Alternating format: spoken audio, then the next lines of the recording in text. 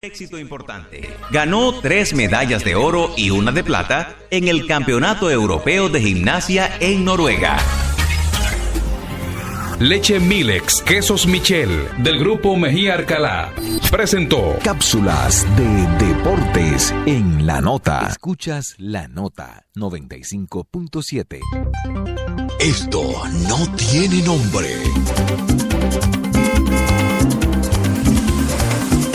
Esto no tiene nombre.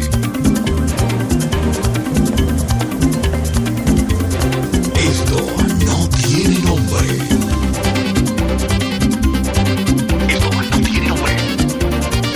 Esto no tiene nombre. Esto no tiene nombre. Esto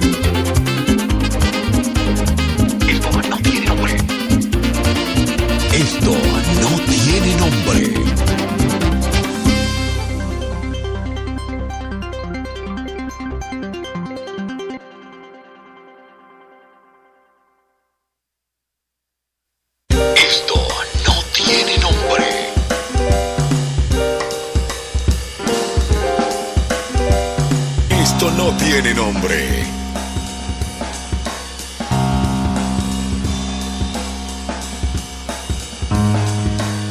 Esto no tiene nombre. Esto no tiene nombre.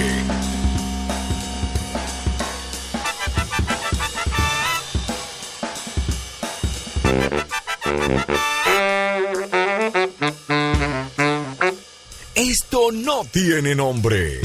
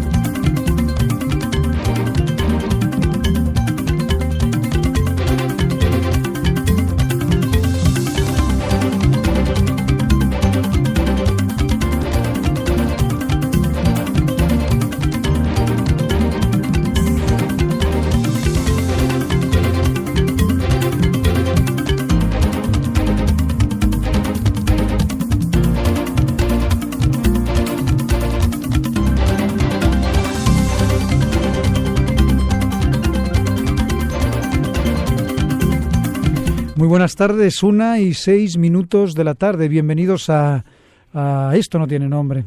Ya son la 1:06 y vamos a estar hasta las 3, como siempre.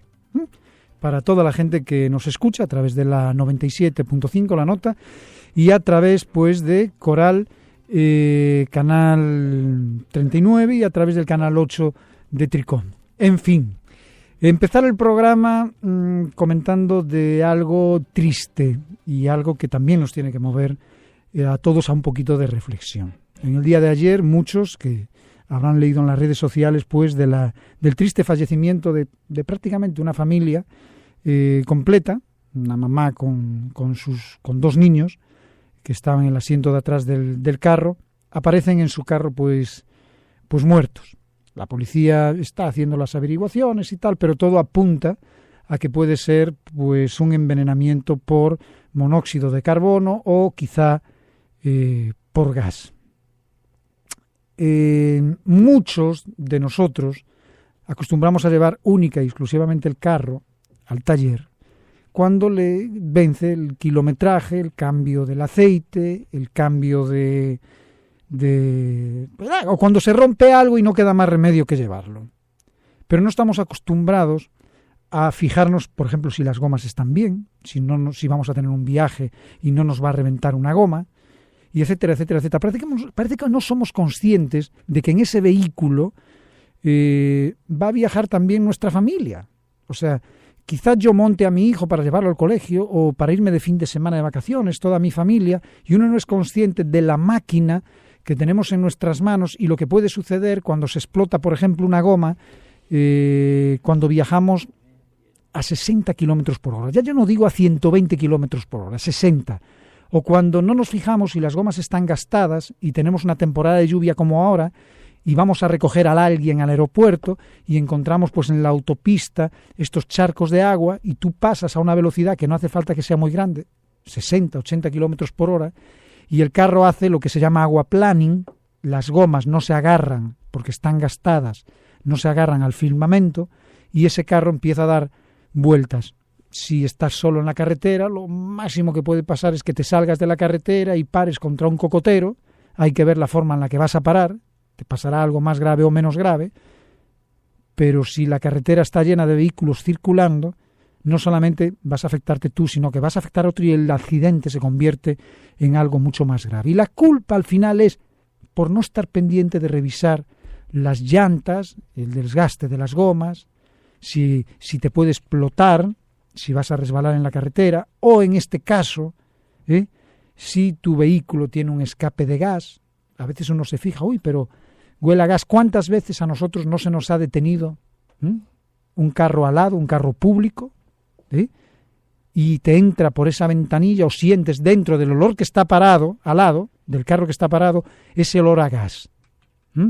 ¿Cuántas veces usted no se ha montado en un vehículo que huele a gas? ¿Qué quiere eso decir? Que ese vehículo tiene algún problema. Porque puedo entender que huela a gas cuando usted lo va a cargar, un pequeño escape y tal, y en el ambiente se queda eso. Pero un carro que ya está circulando, que usted le cargó el gas hace un día, 2 días, y que esté dentro oliendo a gas, yo creo que tenemos que ser conscientes de la gravedad de ese tipo de cosas. Porque al final es responsabilidad del usuario. A no ser que el carro pues tenga un desperfecto y haya pasado algo como le estaba pasando a una marca de vehículos que compró la policía de Estados Unidos, no voy a decir la marca para no perjudicar a nadie, pero tuvieron que cambiar una flotilla de 600 vehículos porque ese vehículo tenía un escape de monóxido de carbono. O sea, ¿qué quiere decir? Que el tubo de escape, en vez de echar los gases hacia afuera, lo dejaba que pasaran hacia adentro. Eso provoca una somnolencia, el conductor va sintiendo ese sueño y se queda dormido sin ni siquiera darse cuenta y se envenena. ¿Ok? ¿Cuántas veces no hemos escuchado de vehículos en cabañas donde dejan el vehículo encendido, cierran el portón, dejan a lo mejor el vehículo encendido para poner la música o lo que sea, y ese monóxido de carbono se crea en el ambiente, las personas se quedan dormidas y mueren por envenenamiento de monóxido de carbono? Bueno, pues ayer se fue una familia que al parecer ya una de las personas había dicho que aquí hay un olor a gas, el carro huele a gas, y se dejó así. Imagínense este vehículo parado, esperando quizá a alguien, ese gas entrando, el aire que no circula, porque no está el aire acondicionado quizá puesto, está lloviendo, apaga el aire, entonces nada más entra dentro ese escape de gas. Y estas personas se quedaron tranquilamente dormidas y no despertaron nunca. ¿A quién tenemos que señalar? ¿A quién tenemos que culpar si hay un culpable? ¿A nosotros mismos?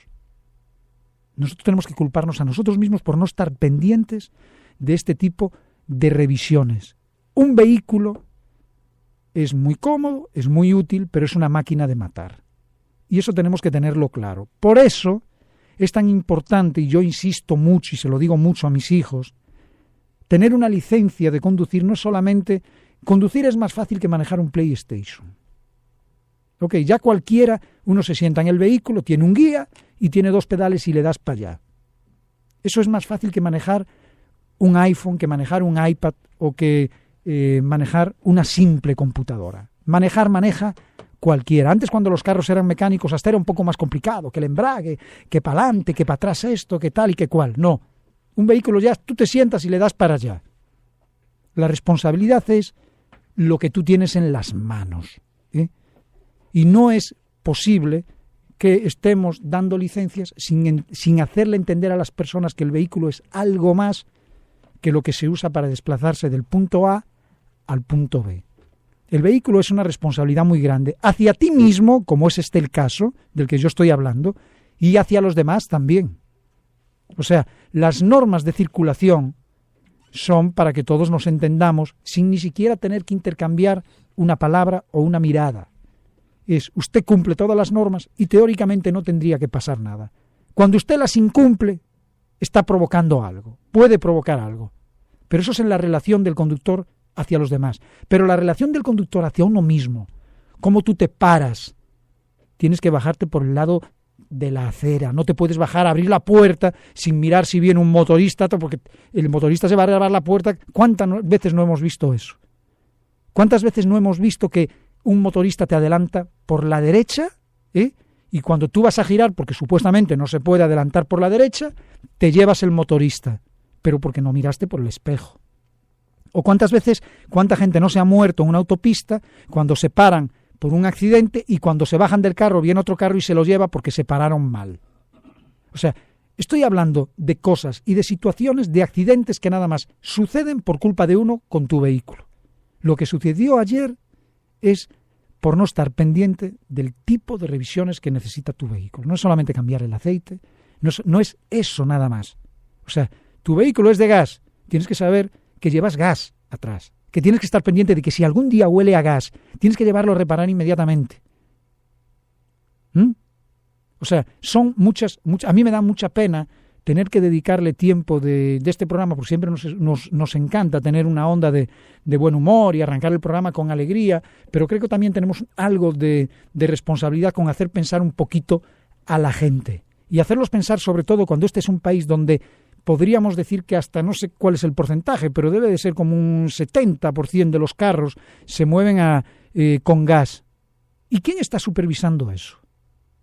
Hace poco teníamos el debate sobre gas en las bombas de gasolina, pero ok, aparte de eso, ¿quién está verificando que nuestros vehículos públicos, donde a veces se montan 5 y 6 personas, tienen su instalación de gas correcta para que o bien no se quemen, no ardan y tengan que salir los pasajeros huyendo, o bien no lo choque alguien y explote, o bien no pase como pasó ayer, que tenga un escape de gas, que todos lo estamos oliendo, al pasajero no le afecta porque se entra y baja y como va con las ventanillas abajo y nada, pero es un desperfecto que le puede costar la vida a alguien.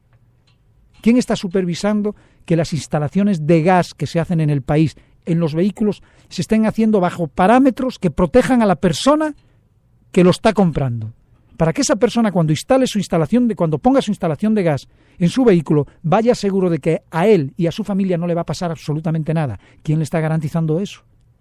¿Quién expide los permisos y supervisa y hace la auditoría de todas estas empresas que instalan los sistemas de gas en los vehículos? ¿Hay alguien pendiente de todo eso? Si hubiese gente pendiente de todo eso, pregunto, ¿hubiese pasado algo como lo que pasó ayer? A lo mejor sí, pero tendríamos muchísimas más precauciones. Reflexionemos sobre todo este tipo de cosas, exijámosle a nuestra sociedad lo que le tenemos que exigir para que esto no se repita, pero sobre todo nosotros, que al final somos los que, somos nosotros los responsables de todo, los que tenemos que exigir a los demás y los que tenemos que exigirnos también a nosotros mismos. Al final somos nosotros los que tenemos que estar pendientes de lo que tenemos en nuestras manos, para que no nos pase nada a nosotros, pero sobre todo cuidar también a los nuestros. Volvemos enseguida. Enseguida volvemos con Esto no tiene nombre.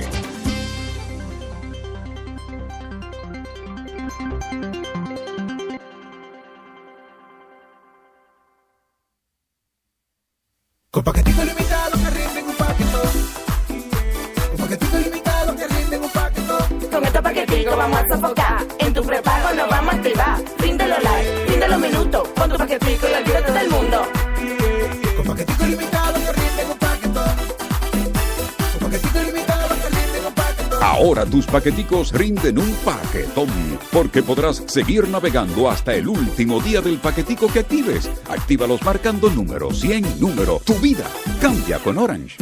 Banreservas premia tus ahorros y te hace millonario. Por cada 500 pesos o su equivalente en dólares de incremento en el balance promedio mensual de tus cuentas de ahorros, generas un boleto electrónico con el que puedes ganar premios de 15,000, 25,000 y 2 premios finales de 1,000,000 de pesos. Las cuentas de Ahorro Más, Ahorro en Dólares y Ahorro Infantil generan el doble de boletos. Mientras más ahorres, más oportunidades tienes de ganar. Banreservas, el banco de los dominicanos. Esto no tiene nombre. Y no veo ningún motivo de por qué alarmarse con la decisión. Claro, el Ministerio Público, que es la parte acusadora, ha seguido firme con el caso de que las personas debieron de mantenerse o debieron de haber retornado a prisión. Y luego, mediante una revisión, el mismo juez Ortega, el que lo metió a todo a prisión, entonces ahora entiende que no había motivo suficiente o que la medida de prisión no es la más idónea para garantizar la presencia del imputado, salvaguardar el daño de la sociedad y garantizar su presencia en el proceso. ¿No?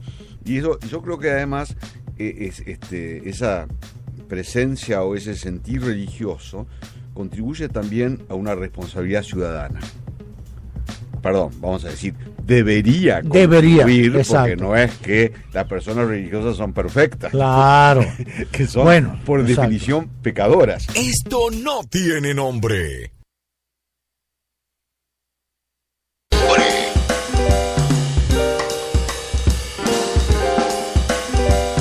Esto no tiene nombre.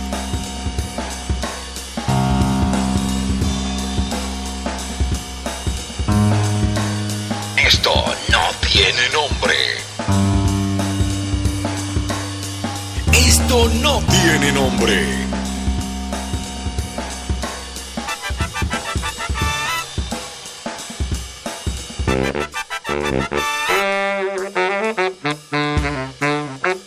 Esto no tiene nombre.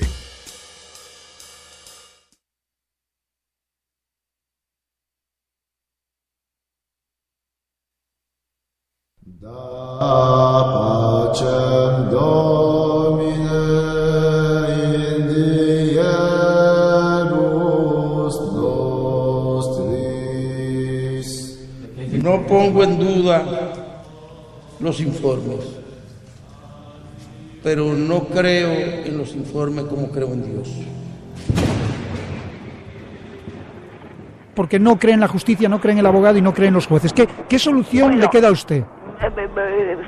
Fuñirme, pero por eso es que estoy haciendo todo lo posible por irme de aquí, de este país. De la única manera es que se solucionaría eso es buscar una justicia independiente. ¿Pero cómo? ¿De qué manera? Hay que sacar toda esta basura que está ahí.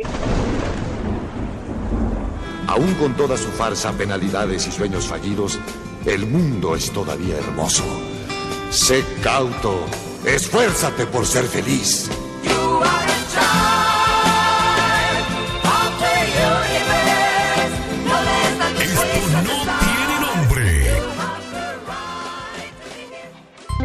Sigamos disfrutando de Esto no tiene nombre. Esto no tiene nombre.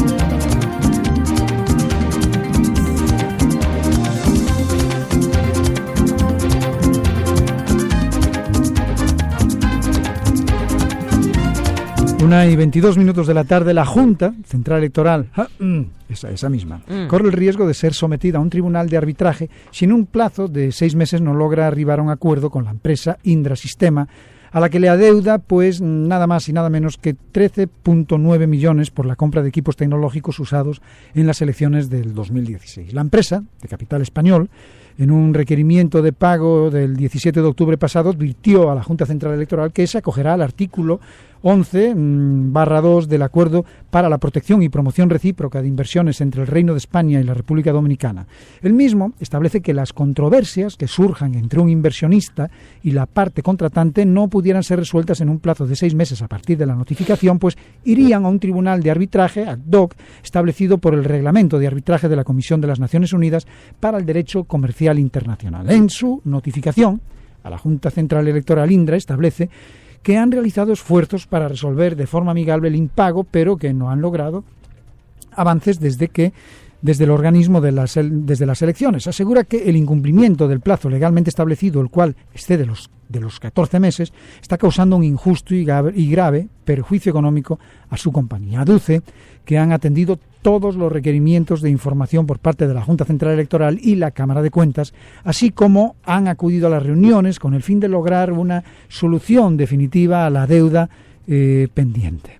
Esta es, pues, la noticia que está estos días a propósito de que también se hablan de que los escáneres no funcionaron, de que los escáneres yo muy particularmente voy a separar una cosa con otra y Cónseles, pues es una pena que esta empresa justo sea pues española, porque va a parecer que estoy defendiendo hasta cierto punto pues la empresa, pero vamos a ver, yo lo voy a ver de esta manera.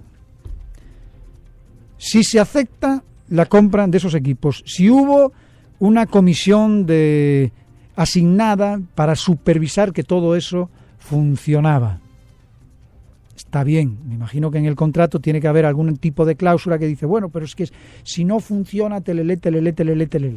Algo tendrá que estar diciéndole la Junta Central Electoral a esta empresa, yo desconozco qué será, para decirle, no, mira, es verdad que te debemos 13,9 millones de dólares, pero es que no te los vamos a pagar porque los equipos no funcionaron, o porque no sé qué, o porque no sé cuánto. Todo parece ser, ¿ok?, que el argumento de que la Junta Central Electoral pues no tiene un argumento como muy contundente para responderle a esta persona, porque se explica además que han hecho reuniones, que no sé qué, que no sé cuánto, y lo único que pasa es que, bueno, que no le pagan. Pero y entonces, de verdad, en pleno siglo XXI, una institución pública, además como la Junta Central Electoral, que cuenta con fondos y que esto se presupuestó y que le costaron, es verdad, que le costaron un montón de dinero total para dar unos resultados que fueron discutidos y que al final se cuestionó que si funcionaron, que si fue la gente que no lo supo utilizar, etcétera, que si llegaron tarde en un avión, que no se debieron de aceptar de esa manera, bla, bla, bla, bla, bla, bla, bla, bla, bla, bla, bla. Ok, pero si ya se compraron, ¿sí? De verdad la Junta a estas alturas no paga. O sea, el presupuesto no les da. Pero entonces, si no creemos en la Junta Central Electoral no como cierren, cliente, ya. como cliente, ¿en quién creemos? O sea, no. O sea, porque no es la justicia, no es el Ministerio de Salud Pública, no. Pedimos unos escáneres, los compraron, se usan, entonces no le pagan. Esta empresa tiene que llegar a un arbitraje. Nos va a pasar como el tema de la autopista, que entonces este tribunal va a fallar con que hay que pagarle y ahí van los daños y perjuicios y telele. Pero es que yo ni siquiera entiendo por qué no se terminan de pagar las cosas que se contratan.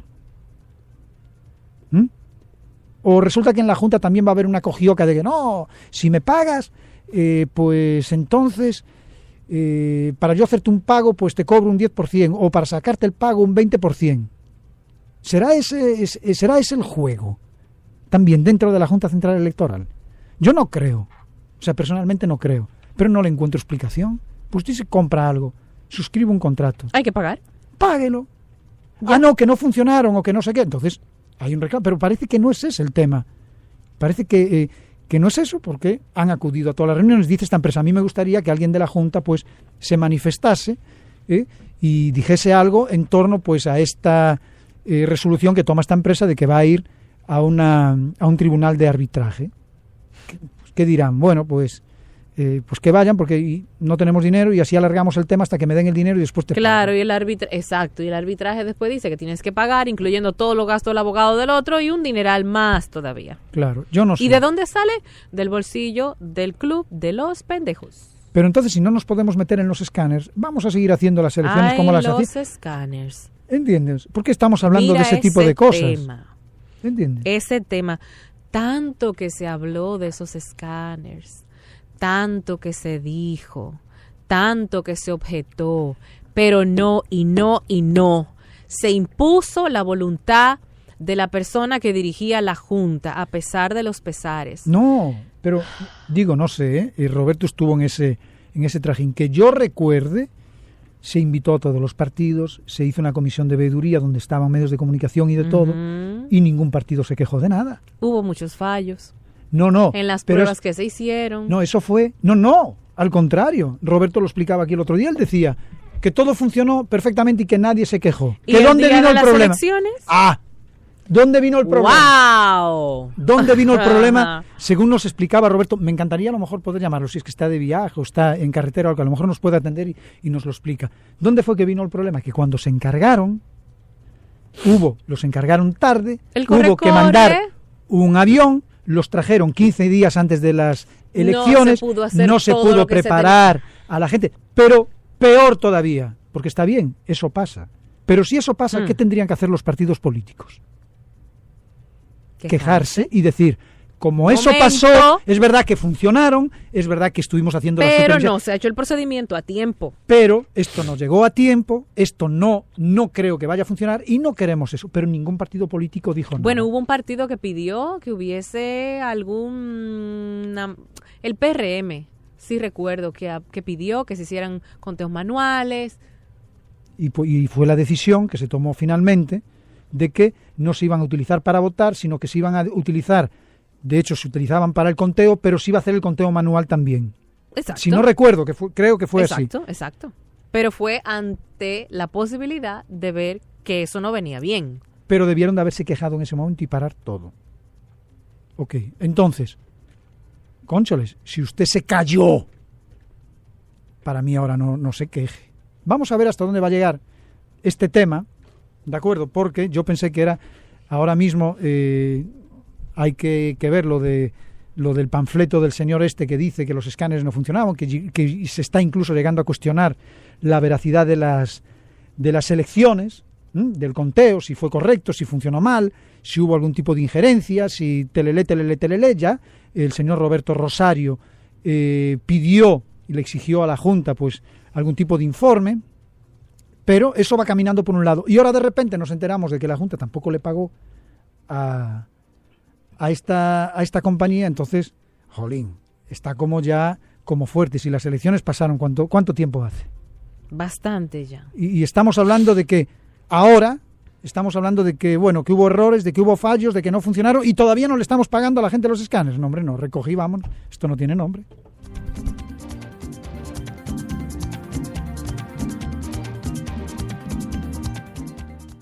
Aquí hay una tendencia en la República Dominicana de los partidos, de los políticos profesionales, para llamarle, de formalizarlos. Pues ya dejaste todo fuera. Vamos a buscar políticos profesionales.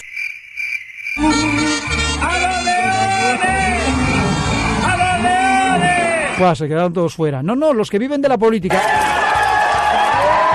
Otra de todo está dentro, vengan. Aquí es el único sitio donde la gente no es boba, que el hombre tiene principios y el político no roba.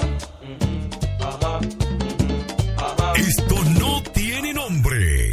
Enseguida volvemos con Esto no tiene nombre.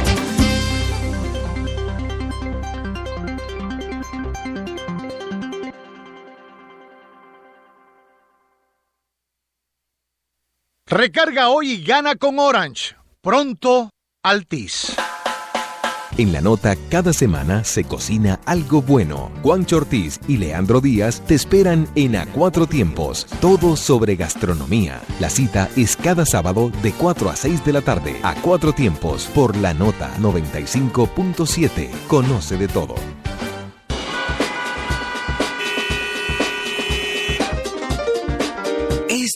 no tiene nombre. Llévate tu vehículo ahora, recibe una cuota gratis y comienza a pagar en enero. Te garantizamos las condiciones de feria que se anuncien. Autoferia Popular del 30 de noviembre al 3 de diciembre. En el parqueo de la Torre Popular y en más de 30 dealers a nivel nacional.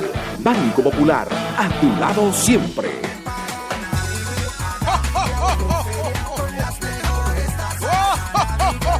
Arrancó la Navidad. Haz tu sueño realidad. Anadive Autoferia del 16 al 19 de noviembre. Ciudad Ganadera. Con las mejores tasas de financiamiento. Desde un 10% de inicial hasta 72 meses para pagar. Y recuerda, comprar en un dealer asociado de Anadive es una garantía a tu inversión. Anadive Autoferia del 16 al 19 de noviembre. Ciudad Ganadera.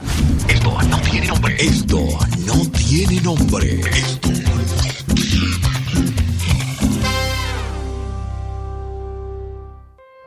Atendemos casos, ayudamos personas.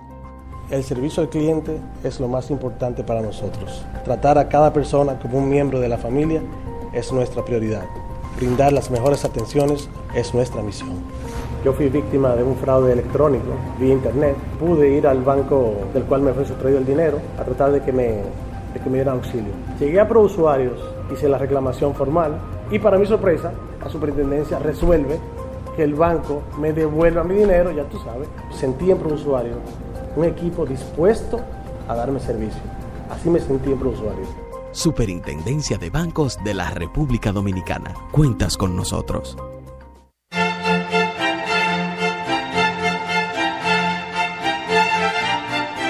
Llevo la vainita, llevo la vainita, llevo la vainita, llevo la vainita, llevo la vainita, llevo la vainita, llevo la vainita, llevo la vainita, llevo la vainita, llevo la vainita, llevo la vainita, llevo la vainita.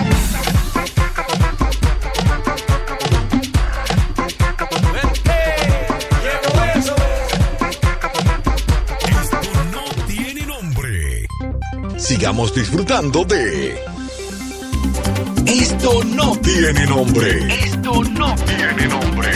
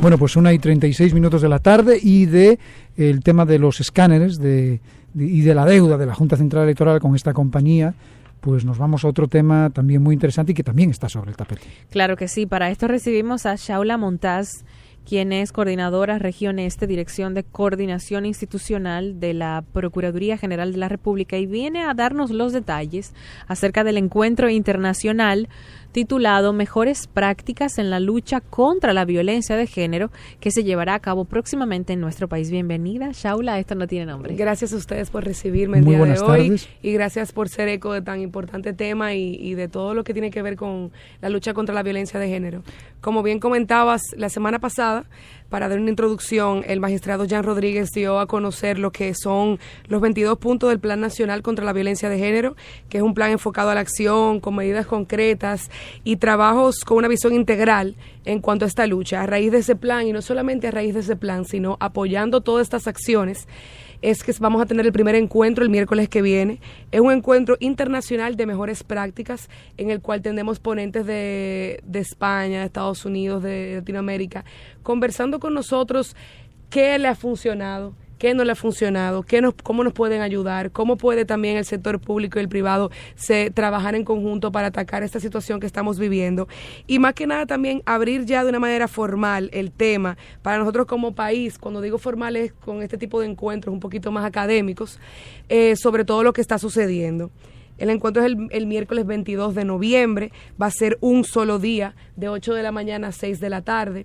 Tenemos paneles como son la violencia contra la mujer en América Latina y el Caribe, en cuanto a los avances de cómo prevenirla, sancionarla y erradicarla.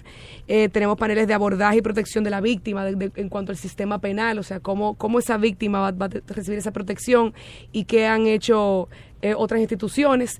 Y también de la parte muy interesante que tenemos es donde estamos involucrando todo también el sector privado y también otras instituciones públicas del país que han venido trabajando, que es políticas y prácticas legislativas, que tenemos a la ministra Janet Camilo, a la senadora Cristina Lizardo, tenemos también a la magistrada Rosana Reyes, que es procuradora ahora adjunta y directora de la Procuraduría Especializada contra el Trato Ilícito de Migrantes y Trata de Personas, pero conoce muchísimo del tema. Y un panel muy, muy importante que no quiero dejar de mencionar porque va muy atado a todo el plan de trabajo, es el panel que tratará todo lo que es la prevención desde los diversos sectores, como son educación, salud, comunidad, y ahí tendremos a Lourdes Contreras de Intex, Susi Pola, Ángel Ruiz Tobar y demás. Tengo entendido que se abrió hace poco una oficina de atención a las personas, a las víctimas de violencia de género. Cuéntame un poquito de eso. Bueno, la apertura fue más bien como formalización de lo que ya existía. Va a ser mucho más enfocada, ya no es una tanto como una procuraduría especializada, sino una unidad per se, para llamarle así. No conozco tanto los términos legales de la misma, pero ahora va a estar liderada por la magistrada Ana Andrea y se va a enfocar mucho más en todo lo que es el plan y todo lo que se ha venido trabajando, pero con más carácter, no solamente por lo que estamos viviendo, sino por la importancia que tiene esta situación de violencia de género.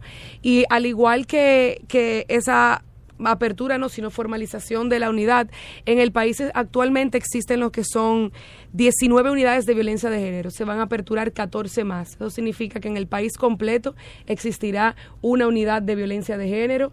También son temas que vamos a tratar durante este encuentro, de la importancia de que en cada lugar exista una unidad de atención, porque no es lo mismo una fiscalía que tú como víctima vayas, a que tú vayas específicamente a una unidad de atención. ¿Hay profesionales especialistas en este tipo de crimen, en este tipo de problema, a los que van a poder acudir estas personas dentro de estas oficinas? Sí, de las unidades que ya existen, incluso existen las unidades porque estas personas se capacitan para atender víctimas. No es lo mismo un servidor social, un psicólogo, un médico legista que trabaje diversos temas de estos delitos, crímenes, a una persona que está enfocada en atender lo que son las víctimas de violencia de género. Por eso es la importancia de las unidades. Incluso el encuentro y todo el plan se basa en una gran parte en el capítulo de prevención, en concientizar y capacitar no solamente al personal, sino también a las comunidades. Incluso este encuentro, una gran parte de los participantes del encuentro es personal del Ministerio Público, porque la idea no es solamente tener un encuentro y qué nombre más bonito y qué buena esta iniciativa, sino que quienes estén ahí también son personas que nos interesa que conozcan del tema, como es nuestro equipo del Ministerio Público, pero también organizaciones, fundaciones, comunicadores que han venido trabajando y quizás tener otra perspectiva de qué podemos hacer a partir de ahora, y algún diálogo que surja a través de esa conferencia es bien importante. No, y sobre todo que la gente pueda estar informada de que estas oficinas existen, de entender, porque a veces creo que la víctima misma o no se atreve o a veces no es consciente de esa presión psicológica que está recibiendo hasta que el problema explota, o simplemente tienen una presión familiar o incluso social cercana que le impide que esta persona vaya y proceda con una denuncia. Sí. Entonces yo creo que ese trabajo de divulgación de la existencia y el funcionamiento de este tipo de oficinas creo que es muy importante, porque ese temor, romper con ese temor de la víctima para que se acerque a la oficina es uno de los trabajos más importantes, porque no sirve de nada la oficina para que únicamente funcione post-trauma. Correcto. O sea, después de que le dieron la galleta a la mujer, Claro. o de que la acuchillaron, o de que la mataron, para eso puede funcionar a través de una fiscalía normal y corriente, porque ya entra dentro de otro tipo de acusaciones. El trabajo de prevención y de atención y de concientizar a esa persona de que puede salir de ese entorno, de que va a contar con el apoyo no solamente cercano de su familia, sino con el apoyo legal y de un país que piensa para que esa persona esté protegida. Todo ese tipo de cosas yo creo que es importantísimo. Shaula, a veces uno ve en la prensa, cada vez que un caso nuevo sale a luz pública, es como que se exacerba esa sensación de impotencia en la sociedad, de qué hacer para que ya no caiga una más. Vemos que hay propuestas para que se endurezcan las penas, vemos que mucha gente alza su voz, protesta, habla del tema otra vez. Hablamos de crear este tipo de mecanismos para que las mujeres sepan dónde acudir, dónde ir, cómo canalizar una denuncia, pero la realidad parece ser como que no es suficiente, porque a veces me da la sensación de que todos nos enfocamos tanto en la mujer y lo que tiene que hacer para denunciar al agresor o para evitar la agresión. Pero ¿y la responsabilidad del varón? Hasta que no eduquemos a los varones, a los hombres, en esa equidad que queremos todas, no importa las penas que pongan, no importa las oficinas para denuncia. Sí, importan, claro. O sea, sí importan, pero hasta que no vayamos a la raíz del problema, que es la interacción social, hombre-mujer, desde que nacemos, yo creo que poco se va a lograr. Algunos de los puntos que tiene la Procuraduría, en todos esos puntos abarca el tema de debate o de educación escolar y en los centros educativos, tanto públicos como privados? Claro, es un tema también que se va a tratar en el panel que le comenté sobre cómo se puede involucrar sector salud, educación y demás, y está dentro de del Plan Nacional contra la Violencia de Género, que son de las acciones de prevención. Actualmente se crearon ya las guías de prevención para estudiantes y maestros de nivel primario en conjunto con el Ministerio de Educación. ¿Se puede prevenir en una edad adulta la violencia? Yo diría, y no te estoy comentando quizás a lo mejor se puede identificar. Exacto. Y esto sería ya una opinión personal, no algo de que te digo que es con base. Claro. Yo diría que por el trabajo que hemos visto ahora en la comunidad que se está haciendo, por ejemplo, cuando el magistrado Jan Rodríguez visita las comunidades, interactúa uno a uno con hombres que han sido víctimas de abuso ellos, pero también hombres que quizás han sido ese agresor. Y se puede iniciar como cambiando ese discurso y dándoles viendo a ver qué está pasando, trabajando todos desde la policía, educación, salud, nosotros Ministerio Público y con psicólogos, porque quizás nos pasa a nosotros que podemos decir que no tenemos ninguna situación y vamos a un psicólogo, nos atendemos y cambiamos ciertos patrones y conductas o creencias. Entonces yo entiendo, y por lo que he visto y las conversaciones que hemos tenido con la comunidad, ellos dicen sí, es muy importante el trabajo desde pequeño, pero ese lenguaje que también nosotros como adultos estamos utilizando con nuestros pequeños, puede que esa persona se convierta en un agresor. Entonces, ¿cómo podemos cambiar ese lenguaje de adulto? Es quizás haciendo que vean su entorno de una manera diferente, cambiando esas creencias de esta cultura machista que tiene el latinoamericano, y también poniendo en perspectiva las consecuencias que tiene, no solamente para la mujer y esa situación uno a uno, sino para toda tu familia y cómo replica todo eso. O sea que yo te diría que sí se puede de adulto cambiar ciertas conductas, pero si trabajamos unidos con todo lo que intercede el círculo familiar, que es, yo diría que si le ponemos nombre, es todos los ministerios, porque todos tenemos una responsabilidad, y eso es lo que se está haciendo, y es una parte muy importante de la conferencia, que quienes van a asistir, les ruego que se queden específicamente para ese panel que va a involucrar desde todos los sectores qué podemos hacer y qué estamos haciendo. ¿Por qué? Porque quizás decimos, bueno, es un adulto, ese árbol torcido ya no se endereza. Bueno, pero espérate, podemos sembrar de nuevo al lado de ese árbol y ese que sembramos lo empuja un poquito más. Pero ¿cómo? También haciendo conciencia, haciéndonos cada uno responsable de nuestra labor dentro. Por eso también es importante cómo ustedes no han sido este espacio, se lo agradecemos, para comunicar, porque poco a poco, con una palabra, uno va como sembrando eso, y a raíz de esta conferencia, del plan, de que ustedes nos den esa apertura, quizás esa persona que entendía que ya esa es su conducta, lo vea de una manera diferente y vaya cambiando esa perspectiva. ¿Hay algún área donde se hayan hecho estudios, estadísticas para saber qué detona la violencia? ¿Cuáles son los factores que más inciden? ¿En qué grupo social? Para identificar a esas mujeres que pueden estar en un riesgo potencial. Dentro del Ministerio Público se creó lo que fue la Dirección de Estadísticas y la Dirección de Prevención. Genial. Y de ahí, basado Muy en esas bien. dos direcciones, pero también en todo el trabajo que se ha hecho anteriormente, no solamente de nosotros, sino de otras instituciones que trabajan con el tema, fue que se creó un solo plan. Que sí han preguntado, bueno, no, ¿por qué no es otro plan más? Porque esto sería un primer encuentro internacional.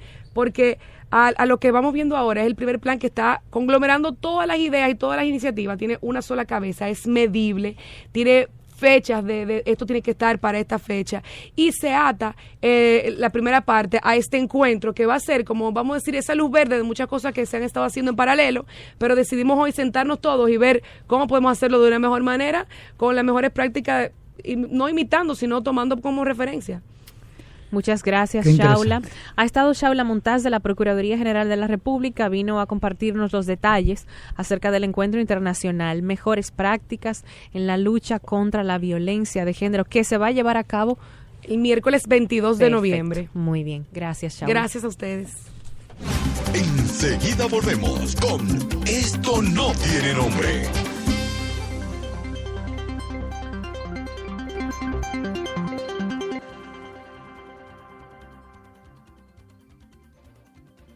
Recarga hoy y gana con Orange. Pronto, Altis. Siéntete libre por 12 meses con Infinity. Llegó el momento de que marques la diferencia.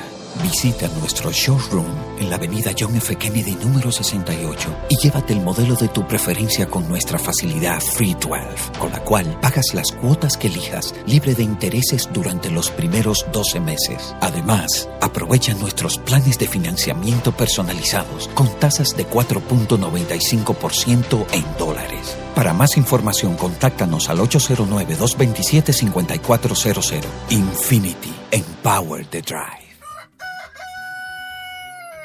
Esto no tiene nombre.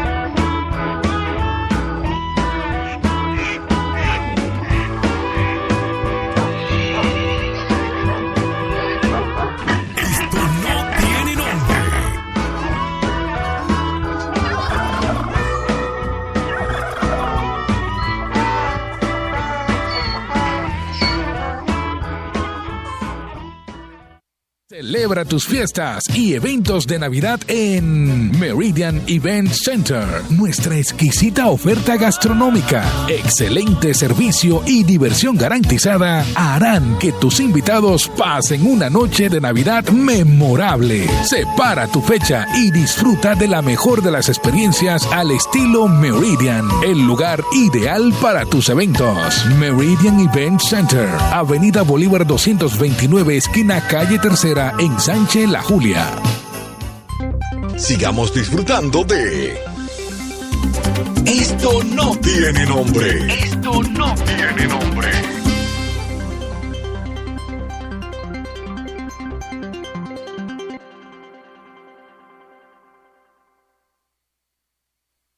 Este segmento es presentado por Banreservas, el Banco de los Dominicanos. Hoy como todos los días, el tema del día.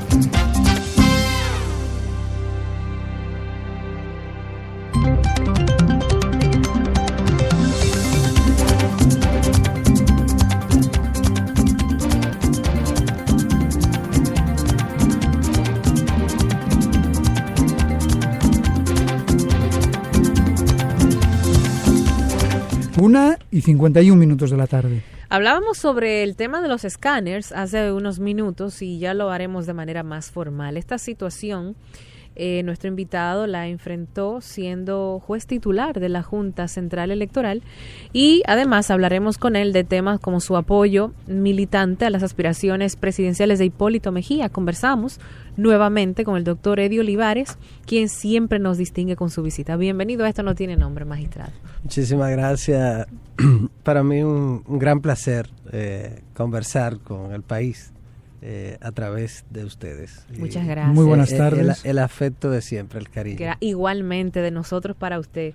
Magistrado, el tema de los escáneres. De repente vuelve el tema a la palestra, esta vez con unas connotaciones, yo diría que hasta vergonzosas, porque el público asume que aquella inversión que se hizo, tan cuantiosa para tener unas elecciones modernas, electrónicas, digitales, rápidas, efectivas, es como que...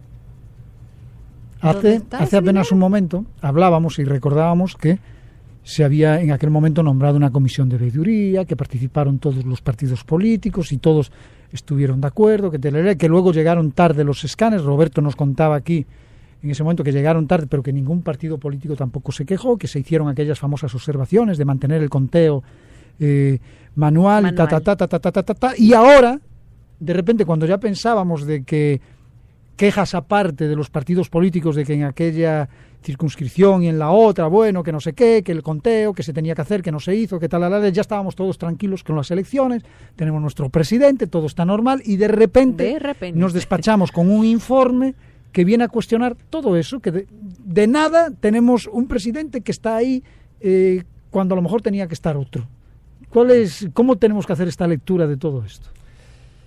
Bueno, ocurrió que ese informe que presentó el Centro de Cómputos de la Junta Central Electoral... Del actual, ¿no? Del actual. Okay. Debió haber sido presentado por la propia Junta Central Electoral que había conducido las elecciones, porque en ese momento yo presenté una propuesta para que se hiciera una auditoría y se contratara para ello a una firma independiente especializada en tecnología de la Estamos informática. hablando de una auditoría, magistrado, a los equipos, para sí, ver si los equipos que habíamos recibido y se habían usado en las elecciones habían funcionado de forma correcta. Así es. Okay. Entonces, lo que se decidió en el Pleno esa vez fue un planteamiento que yo hice en el mes de junio, es decir, 2 semanas después de las elecciones. Y se decidió que se recogieran los equipos que todavía estaban en las juntas municipales electorales y que se llevaran a los almacenes de la institución, que entonces el centro de cómputo le hiciera un examen para determinar las condiciones en las que se encontraban esos equipos. Eso usted lo solicitó, magistrado, le voy a ir preguntando sobre la marcha. Eso lo solicitó porque usted sospechaba que los equipos no habían, de hecho hay que recordar que hubo muchos cuestionamientos sobre el funcionamiento, si no funcionaban bien o eran los usuarios que no sabían manejarlo. Todo eso estuvo sobre la mesa durante esas 2 semanas. Esa solicitud de ese informe al Departamento Técnico de la Junta Central Electoral se hizo porque usted sospechaba o pensaba que estos equipos no estaban funcionando correctamente, o es parte de, bueno, se hicieron las elecciones, ahora vamos a verificar si todo funcionó correctamente? Sí, no, lo que ocurrió fue que nosotros tuvimos temprano después de las elecciones los resultados del funcionamiento de los equipos. Recuerden que estuvieron observando las elecciones una misión de la OEA, una misión de UNASUR y participación ciudadana, que siempre también participa en los procesos, y entonces se hizo un levantamiento sobre el funcionamiento de los equipos. Eso arrojó que aproximadamente el 35% en lo relativo a los equipos que contaron las boletas en el nivel presidencial no funcionaron y que aproximadamente un 40%, algo más, no funcionó en el nivel congresual. Eso fue lo que determinó que hubiera que llevar las valijas con las boletas y las urnas y los dispositivos a las juntas electorales. Entonces las juntas electorales fue donde finalmente se hizo el escrutinio durante varias semanas en el nivel C1, en el que tiene que ver con los legisladores, porque el voto preferencial es más complejo de escrutar. Entonces, las juntas electorales municipales se tomaron semanas contabilizando esos votos, igual que en el nivel municipal en muchos de los casos. Ante la situación, nosotros planteamos que se hiciera una auditoría, porque tampoco se había constatado que los equipos habían sido entregados en perfectas condiciones, por la razón que usted señalaba. Llegaron tarde y entonces la Junta ya estaba sumida en ese proceso intenso de la organización del proceso, en la fase final. Magistrado, entonces, en ese momento de esa fase del proceso, ¿los partidos pudiesen haber objetado por ese motivo la utilización de estos equipos? No, ya en esta fase que estamos señalando ya fue después de las elecciones. Okay. Antes de las elecciones hubo una objeción a la metodología que se iba a utilizar en la implementación de los equipos. Yo preparé en ese momento una comunicación al Pleno y solicité que, al margen de que se utilizaran los equipos, ustedes recuerdan ese debate que fue muy intenso, que al margen de ello se contabilizaran los votos manualmente. Correcto. Y yo lo fundamentaba en el hecho de que la ley electoral 275/97 establecía que había que cumplir con ese proceso de sacar las boletas de la urna, colocarlas sin abrirla, todas unas encima de la otra, luego abrirla, mostrársela a los funcionarios de las mesas y los delegados de los partidos, y finalmente yo planteaba que se colocaran entonces los equipos, pero que había que cumplir con ese ritual, que es un ritual legal. Y se rechazó el planteamiento que hicimos en ese momento, los partidos políticos lo asumieron, y entonces al final, ya faltando horas, se decidió que una fórmula un tanto ecléctica, en el sentido de que se iban a hacer de las dos maneras, pero ya de toda manera el proceso estaba bastante enrarecido por la situación, y se hizo. Al final de cuentas, lo que salvó el proceso fue el hecho de que se tomaran las previsiones del lugar para el conteo manual, como se había hecho siempre, y que nosotros planteamos un mes antes casi. Ok, estamos entonces parados en la reclamación, o sea, en la solicitud de la auditoría. Sí, vamos a decirle entonces de qué se trataba el contrato. Se trata de 16,000 unidades para el registro de los electores que concurrían a las elecciones, es decir, eso se llama el registro de concurrentes, los y las que fueron a votar ese día. Entonces, en lugar de que eso se hiciera mediante un proceso manual, iban a haber una cantidad, 16,000 unidades de esos equipos en cada uno de los colegios electorales, eran 15,000 y tanto. Y entonces, cuando usted llegaba al colegio, iba a colocar su huella, y entonces la huella iba a registrarlo y iba a certificar si usted era el elector que aparecía en el padrón.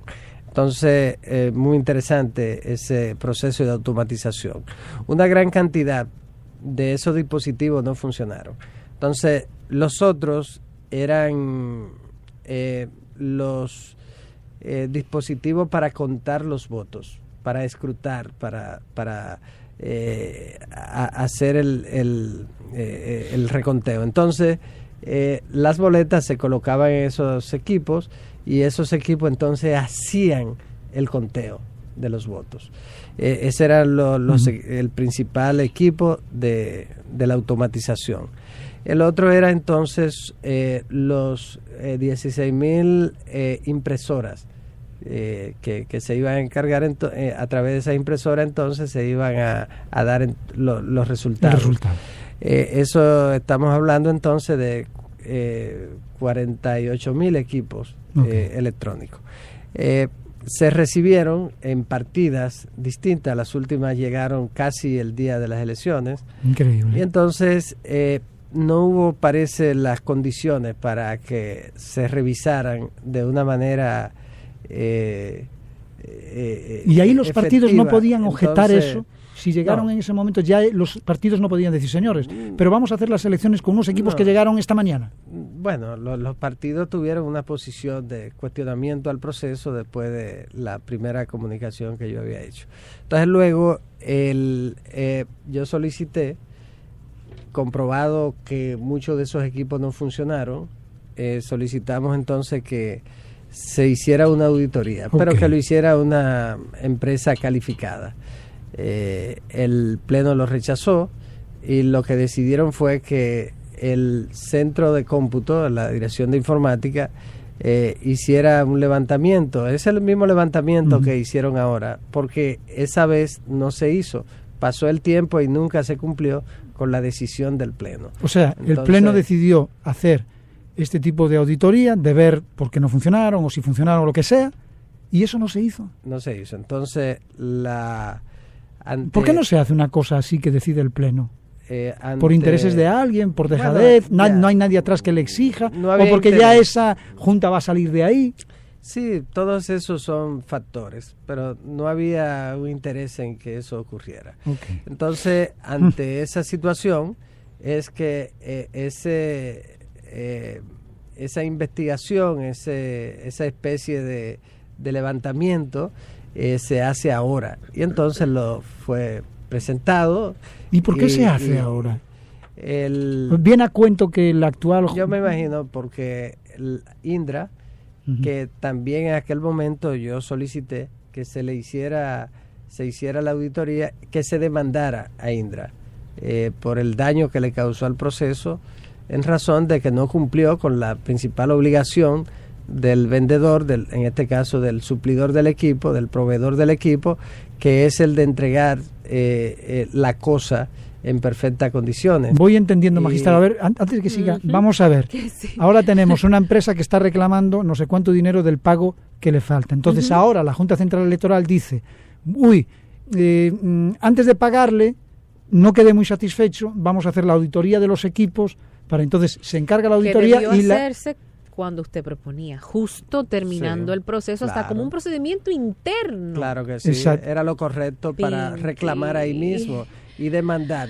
Hacerlo a la inversa, que no nos demanden a nosotros. Es lo que dice el magistrado. Sino demandar eso mismo. En ese momento nosotros solicitamos que se demandara a la empresa Indra. Indra lo que hizo fue que contrató ella misma su propia auditora y contrató a la PricewaterhouseCoopers. Sí.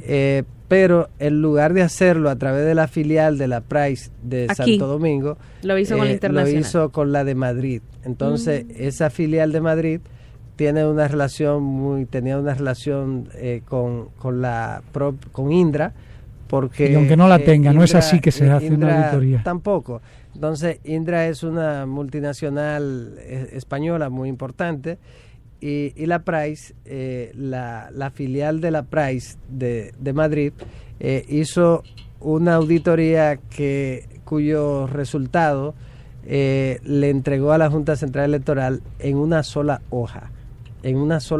Los resultados de esa auditoría de la Price fueron una sola hoja. Entonces, 8,5 por 11. 8,5 por 11. Pero tampoco muy recargada. Una auditoría sobre 16,000 equipos, no. Eso multiplicado por 3, ¿no? Pero en una hoja no muy cargada de letras. Entonces, ahí cuestionamos y descalificamos esa auditoría y por eso fue que solicitamos que se hiciera otra auditoría, el que no se hizo. Entonces, al mismo tiempo, solicitábamos ni se ha hecho, solicitábamos que se demandara a Indra, que tampoco se hizo. El tribunal competente para conocer cualquier conflicto que se derivara de ese contrato, el escogido por las partes, es el Tribunal Superior Administrativo. De modo que la Junta Central Electoral debería someter a la Indra por ante el Tribunal Superior Administrativo de la República Dominicana. Eso es lo que hemos planteado y que entiendo que... ¿Todavía la Junta Central Electoral está a tiempo de tomar esta decisión en base a los resultados de su auditoría interna, la que hizo ahora? Bueno, sin lugar a dudas hay equipos que no funcionaron por vicios de fábrica. Ya, por ejemplo, cuestionar el software es un tema que técnicamente habría que ver cómo se haría, pero lo que sí es innegable es que muchos equipos no funcionaron y eso lo contactaron no solamente este informe de los técnicos de la Junta Central Electoral, sino que en su momento lo contactaron las instituciones que participaron como observadoras del proceso electoral, y eso está ahí, eso está en los medios. O sea, hay pruebas más que suficientes. Claro, y está en los informes de la OEA, de la propia UNASUR, que los lugares donde esos dispositivos fallaron, no funcionaron. Mucho se ha querido decir que el personal que falló y todo eso, pero hay equipos que no funcionaron porque tenían desperfectos, tal y como lo recoge este informe del Departamento de Informática. Entonces, este Departamento de Informática presenta el informe lo mandan a los medios de comunicación, todos nos hacemos eco. Está claro que cuestionar las elecciones a estas alturas, como hubo otro tipo de conteo, no viene mucho a cuento, ¿o sí? De todas maneras, el informe del centro de cómputo que debió producirse en junio, en junio debió producirse. Apenas semanas. Claro que sí. Debió hacerse un levantamiento de cuáles no funcionaron por razones técnicas. Y entonces pagar, ya lo de pagar los demás, es un tema. Ahora, lo que sí está claro que no se deben pagar son los que no funcionaron. Y lo que sí está claro que debe tener consecuencias es el hecho de que Indra no haya cumplido eficientemente con su contrato. Y la principal obligación en un contrato sinarlamático como este, la principal obligación del proveedor en ese caso, es decir, del vendedor, es entregar la cosa en perfectas condiciones, así como la principal obligación del comprador es pagar el producto, pagar las cosas dentro de los plazos establecidos en el contrato. En la actualidad hay una deuda de la Junta Central Electoral, vale decir del Estado 13.9 millones de dólares. 13.9 millones de dólares. Entonces, ¿no debemos de pagar eso hasta que no se aclare este tema? ¿O esa es una deuda que hay que saldar como quiera y luego hacer algún tipo de reclamo? No. Eso no se debe pagar. No se debe de pagar. No. Primero hay que determinar todo lo relativo. ¿Y qué pasa si esta compañía, como está diciendo, decide acudir a un tribunal de arbitraje, como está establecido, según ellos, por la Comisión de las Naciones Unidas de Derecho Comercial Internacional? Bueno, lo que pasa es que Indra y la Junta Central Electoral se pusieron de acuerdo y determinaron que el Tribunal Superior Administrativo es el competente para conocer los conflictos. O sea, lo que están diciendo ellos de acudir a otro tribunal no es factible. No, porque ellos escogieron el Tribunal Superior Administrativo.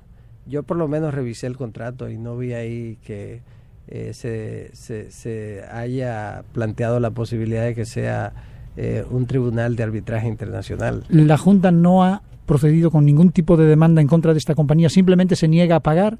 No sé. Pero esa parte, como ya yo estoy fuera de la Junta, no pero tengo... la actitud correcta era lo que señalaba el magistrado. Terminando el proceso, hacer una auditoría. Claro. Y según esa auditoría proceder con la demanda.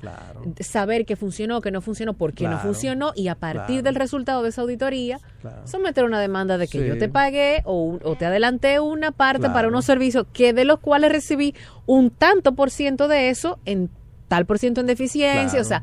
Lo que pasa es que cuando te quedas callado, eso, lo dejamos así. Cuando te quedas callado, no pagas, parece que lo que estamos en falta somos nosotros. Ha pasado un año por no pagar. ¿Cuándo es que los funcionarios de este país van a entender que lo que están defendiendo es el dinero de todos? Porque si eso fuera una empresa privada no sucede. No, por supuesto que no. Imposible, porque el encargado hace rato que lo votan. Sí, no le duele a nadie. Sí, y fue lamentable que, a pesar de que todo esto que ha ocurrido era previsible, no se hiciera eso oportunamente, y que todo el mundo, independientemente de que los planteamientos que yo hice estuvieron en los medios y todo eso, pero no se asumió eso con toda la seriedad. Sí, pues, la gente lo tomó como algo más. Y aquí estamos viendo las consecuencias. Sí, un año después yo sabía que en algún momento eso de alguna manera iba a resurgir. Pero resurge porque alguien se negó a pagar. Porque de repente hubiésemos tenido este problema, como lo tuvimos, y le pagan a esta compañía y no pasa nada. Sí, además... porque eso hubiese sido hasta peor. Además, Si lo que nos está pasando ahora es malo, imagínate que dicen, bueno, pues ya pasaron las elecciones, todo muy bien, como no hemos demandado, se entiende que estamos satisfechos, páguenle a Indra. Sí, y ya. Sí, además esos equipos están ahí almacenados. La comisión de la Junta ha recomendado que no sean utilizados, y yo pienso que no deben ser utilizados en la República Dominicana jamás en un proceso electoral, porque ya esos equipos perdieron absolutamente toda la confianza. Sí. Y aunque funcionen después. Y es que en un proceso electoral la confianza es lo fundamental. Esos equipos, ¿cuánto costaron en total, aparte de lo que debemos? Bueno, todos, creo que según lo que he visto, unos 39 millones de dólares. Ok. Que no funcionaron y que no los vamos a poder volver a usar. Qué interesante. Reutilizar en procesos electorales. O sea, nos los vamos a tener que comer. Esa parte es muy, muy lamentable, y yo pienso que mucho más grave sería pagar equipos que no funcionaron. No terminar de pagarlos, porque usted pagar equipos que no funcionaron como si hubiesen sido equipos que funcionaron. Bueno, yo creo que el tema de los escáneres está clarísimo ya. Yo lo entendí ya perfectamente. Ya, claro, porque es bueno conocer las interioridades. Mira, Alba, nos vamos al mundo político con el magistrado. Sí, pero vamos a hacer una pausa, y luego de la pausa entonces entramos en el tema político con el magistrado. Vamos a hablar de su apoyo militante a las aspiraciones del presidente Hipólito Mejía, que recientemente acaba de decir que él será tajantemente el próximo presidente. Ya regresamos. Enseguida volvemos con Esto no tiene nombre.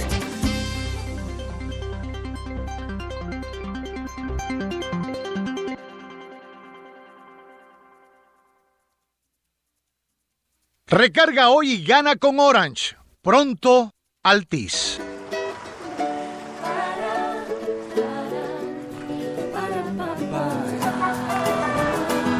En Altis estamos creando un nuevo camino que lleva al futuro de las telecomunicaciones, donde la conectividad y el entretenimiento van de la mano, donde construir realidades nos pone más cerca, donde soñar en grande nos hace más fuertes.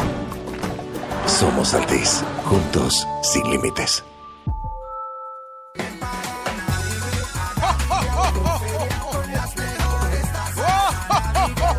Arrancó la Navidad. Haz tu sueño realidad. Anadive Autoferia del 16 al 19 de noviembre. Ciudad Ganadera. Con las mejores tasas de financiamiento. Desde un 10% de inicial hasta 72 meses para pagar. Y recuerda, comprar en un dealer asociado de Anadive es una garantía a tu inversión. Anadive Autoferia del 16 al 19 de noviembre. Ciudad Ganadera. En Senasa celebramos el aniversario 15 brindándote nuevas oportunidades para alcanzar lo que sueñas. Senasa, día a día, trabajando para ti.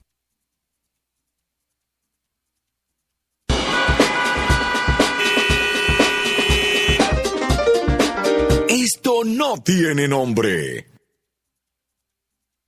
Recarga hoy y gana con Orange. Pronto, Altis. Celebra tus fiestas y eventos de Navidad en Meridian Event Center. Nuestra exquisita oferta gastronómica, excelente servicio y diversión garantizada harán que tus invitados pasen una noche de Navidad memorable. Separa tu fecha y disfruta de la mejor de las experiencias al estilo Meridian, el lugar ideal para tus eventos. Meridian Event Center, Avenida Bolívar 229, esquina calle Tercera, en Sánchez La Julia. En Senasa celebramos el aniversario 15 brindándote nuevas oportunidades para alcanzar lo que sueñas. Senasa, día a día, trabajando para ti. Si deposito pa' mi gente, la tarjeta y el impuesto pago, la recarga me la gano, en mi subagente cerca de aquí al lado. Realiza tus transacciones bancarias en tus subagentes cerca Banreservas a nivel nacional y podrás ganar recargas de Orange, Viva o Claro para que hables o navegues en tu celular y un premio final de 50,000 pesos. Banreservas, el banco de los dominicanos. Sigamos disfrutando de Esto no tiene nombre. Esto no tiene nombre.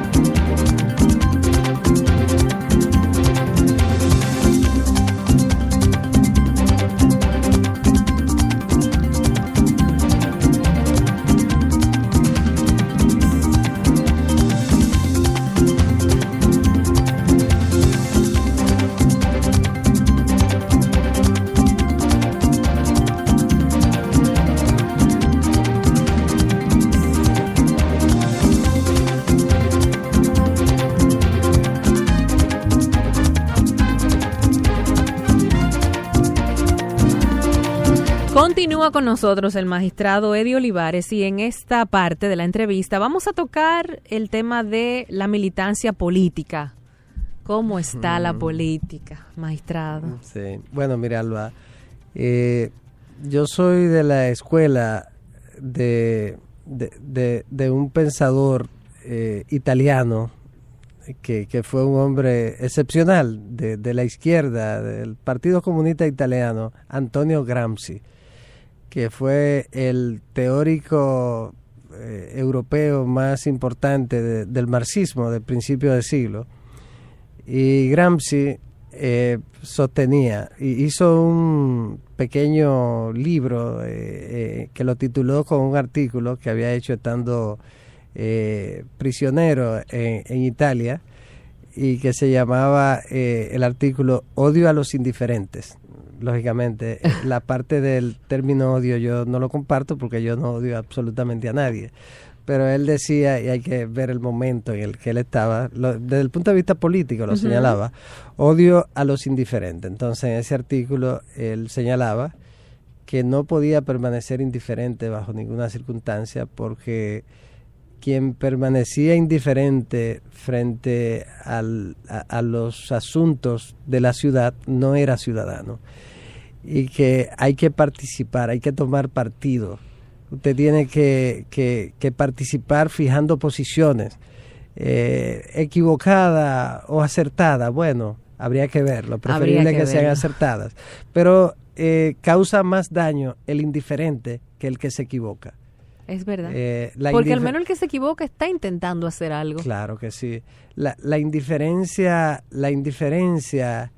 es la enfermedad crónica de un pueblo, la indiferencia. La indiferencia causa más daño que las perversidades inclusive, porque la indiferencia es la complicidad frente a lo que pasa. Entonces, yo no me mantengo indiferente frente a nada. Yo participo. Salí de la Junta, algunos amigos querían que me mantuviera independiente de la política y para participar de estos debates de la sociedad civil, pero el presidente Mejía me llamó. Todo el mundo sabe la relación personal de afecto que tenemos él y yo, y doña Rosa, y Carolina, Felipe, Ramón Hipólito, toda la familia. Es una relación muy estrecha de muchos años, y entonces me pidió que lo acompañara en este proyecto. Me dijo, estoy decidido a salir a buscar la presidencia porque entiendo que puedo ayudar a cambiar el rumbo por el que atraviesa nuestro país, y yo quisiera gobernar 4 años para hacer cosas que no pude en el gobierno anterior por las razones que todo el mundo conoce, la crisis bancaria que transformó, cambió todo el curso de su gobierno, que en ese momento iba por un excelente camino y que tenía el apoyo de la mayoría amplísima de la sociedad. Entonces él decidió salir a buscar el poder y me pidió que lo acompañara en esa carrera. Analizamos una serie de situaciones.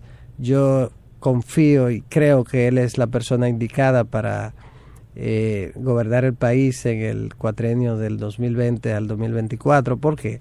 Porque nosotros acabamos en esta etapa, estamos finalizando la tercera ola democrática que empezó aquí en la República Dominicana en el año 1978 con el triunfo del Partido Revolucionario Dominicano y don Antonio Guzmán.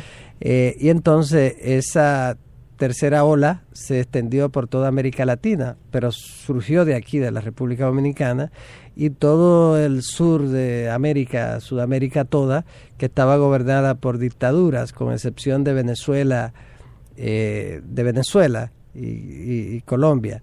Pero Colombia es relativo por el tema de la guerrilla, pero solo Venezuela en América del Sur estaba gobernada democráticamente. En Centroamérica solo Costa Rica, los demás países en ese momento estaban gobernados por dictaduras. Y entonces en la República Dominicana empezó ese proceso y fue cambiando en toda América del Sur, ya más tarde en los 80, y en Centroamérica mucho más tarde hasta los 90. Esa tercera ola ha finalizado en la República Dominicana. Sin lugar a dudas, los reflejos de la falta de institucionalidad, de la falta de credibilidad de los propios partidos políticos sistema, en este momento, del sistema, la corrupción, la impunidad, la mala calidad de la democracia nuestra, todo eso indica que hay que entrar a otra ola democrática en la que se puedan superar todas esas dificultades. En el año 1978, una sola de las demandas para que valiera la pena lo que ocurrió era suficiente, que era la libertad. En el 78 la lucha era por la libertad. No teníamos libertad. Estábamos gobernados por un gobierno autoritario. Y veníamos de una guerra civil, sí. Y antes de la guerra veníamos de las más crueles de las dictaduras que habíamos sufrido. Entonces ya, ¿por qué se luchaba? Por la libertad. Por la libertad de los presos políticos, contra la libertad de expresión, por la libertad de expresión, que la prensa jugó un papel, la prensa jugó un papel determinante en eso. Eran medios realmente que hacían el papel de guardianes de la lucha por la libertad, y que aportaron la sangre de periodistas muy destacados, y bueno, entonces la lucha era por la libertad y se logró. Al poco tiempo don Antonio Guzmán, que cumplió, y el Partido Revolucionario Dominicano le dio libertad al país. Regresaron todos los exiliados políticos y exiliadas, porque había mujeres que sufrieron terriblemente la persecución en ese momento del gobierno autoritario. Entonces, todos y todas retornaron al país. Se institucionalizaron las Fuerzas Armadas, que eran las que gobernaban el país prácticamente. Se despolitizaron en gran medida. La justicia mejoró. En ese tiempo mantuvieron el control de la justicia para garantizarse la impunidad. Pero se logró la libertad, una democracia representativa. ¿Hace cuánto de eso? Ahora estamos hablando de que hace de eso 40 años. Sí. Entonces, ahora es necesario para tener una democracia que valga la pena, procurar otras cosas que no se han conseguido. Entonces, para eso se necesita a alguien, así como en el 78 fue don Antonio, se necesita ahora a alguien que vaya a gobernar solamente 4 años, que haya dado muestra de que no va a intentar una reelección, de que solo vaya a gobernar 4 años para hacer las cosas que hay que hacer, sin tener que... Sería el gobierno de transición que nunca tuvimos, un equivalente a Adolfo Suárez en España. Sí, esa es la idea. Al propio don Antonio, es una transición. Una transición. Excelente, Miralba, esa es la esencia. La transición, esa transición tipo a Adolfo Suárez, pero en este caso las condiciones son mejores para hacerlo. En aquella vez era en medio de la dictadura de Franco, correcto, y era muy difícil, ahora no. Ahora es una transición que lo que requiere es que tengamos un gobierno que tome decisiones. Requiere una mano decidida, una mano no decidida, dura, firme. Decidida, firmeza, que no es lo mismo. Firmeza en las decisiones. Institucionalidad en el país, que se respete la cosa y que el que no la respete pague la consecuencia. Pero eso solo puede hacerlo una justicia independiente, un ministerio público independiente, y el presidente Mejía está comprometido con garantizar un ministerio público independiente. Un presidente que no esté gobernando, tomando decisiones, pensando en el siguiente cuatrenio, en las elecciones siguientes. Eso entonces, es terrible. ¿cuál ha sido un problema de nosotros aquí? Que hemos tenido gobiernos que han gobernado en un mundo de ilusiones. Nosotros somos el Alicia en el país de la maravilla política. La era de Joao Santana, de venderle ilusiones al pueblo que las ha comprado durante 16 años. Entonces, en esos 16 años de poder hegemónico del Partido de la Liberación Dominicana, no hemos tenido un gobierno. Fíjese lo que pasa aquí. Y concluyo en esta parte. Esa transición implica colocar el país por el carril por el carril correcto del funcionamiento de la democracia. El presidente Hipólito Mejía, después que tome las decisiones que haya que tomar y que la historia lo valore por esas decisiones, entonces que vengan las nuevas generaciones a gobernar diferente a partir de ese momento, y ahí estaríamos entrando a otra ola que podría relanzar el país hacia el progreso, hacia un país en el sentando unas bases que son necesarias y que son impostergables. Claro que sí. Le hago una pregunta, porque me imagino que mucha gente en la audiencia escuchándolo se hará la misma pregunta que yo. El presidente Hipólito Mejía tiene la intención de retornar con un periodo de transición en donde se hagan cambios estructurales necesarios que se han evadido por mucho tiempo, porque todo el que llega, aunque no lo diga, tiene la reelección guardada en el bolsillo. Sí. Pero el presidente Medina ya fue reeleccionista. ¿Cuál es la garantía de que esta vez sí es cierto que son 4 años de cambios estructurales y nunca más? Sí. Mira, yo he hecho porque ya lo intentó. Yo le he hecho una revisión a la historia. Desde Horacio Vázquez, y no hay un solo presidente que haya admitido públicamente haberse equivocado. Aquí nadie se equivoca. Aquí, entonces, ¿qué ocurre? Y tienen ese criterio aquí caudillista, que los presidentes no se equivocan. El presidente Mejía dice, yo soy ante todo humano y me equivoco. Como todos. Meto la pata. Totalmente. Ahora, cuando uno se equivoca, tiene que corregirlo. El presidente Mejía ha reconocido que se equivocó con lo de la reelección, que fue su principal error político, que no debió reelegirse. Y el presidente... ¿Y dónde andarán después esos mismos espíritus que le llenaron a él la cabeza de cosas para que él intentara reelegirse? Andan por ahí calladito, porque él ha dicho, me equivoqué y de alguna manera me empujaron, pero él tampoco está justificando que lo empujaran. Sí, él está asumiéndolo pero entendemos perfectamente lo que eso significa. Pero él lo asume él. Son los entornos. Sí, los entornos, pero él lo asume él. Él dice, me equivoqué con eso. Y no creo que le convenga, bueno, le dio su consejo a Danilo, no se meta en eso, no se meta en eso otra vez. Entonces, yo estoy seguro que Danilo, aunque quisiera, no va a poder, porque es otra sociedad.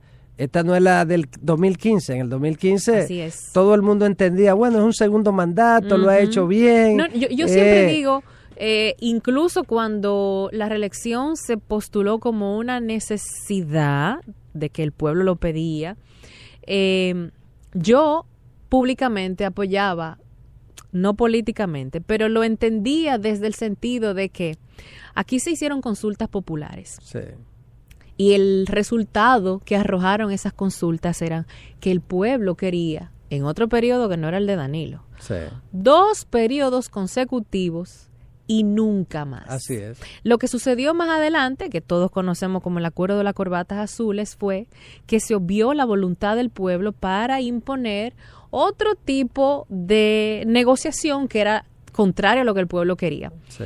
¿Qué sucede con Danilo? Danilo aprovecha esa voluntad del pueblo para ir por un segundo periodo y nunca más. Sí. Yo lo comparaba a los cauces de los ríos. Sí. Cuando los pueblos dicen que van por un sitio, usted lo puede dilatar, lo puede distraer, pero llega un momento que son incontenibles. Sí, es un cauce. Entonces, esa posibilidad de 2 periodos y nunca más ya está establecida. Claro. Violentarla sin ninguna razón ni asidero histórico que lo avale es, bueno, comparado a la maniobra de un kamikaze. Claro, sería un suicidio, un ciertamente. suicidio político.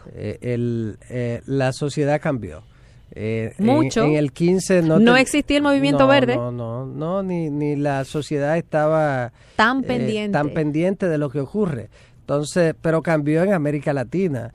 Mire, Miralba, en Paraguay, el presidente, y yo lo he puesto como un ejemplo, porque en ese tiempo me reuní con uno de los 2 senadores que se opusieron a la reforma constitucional de Paraguay y me contó cómo ocurrió todo.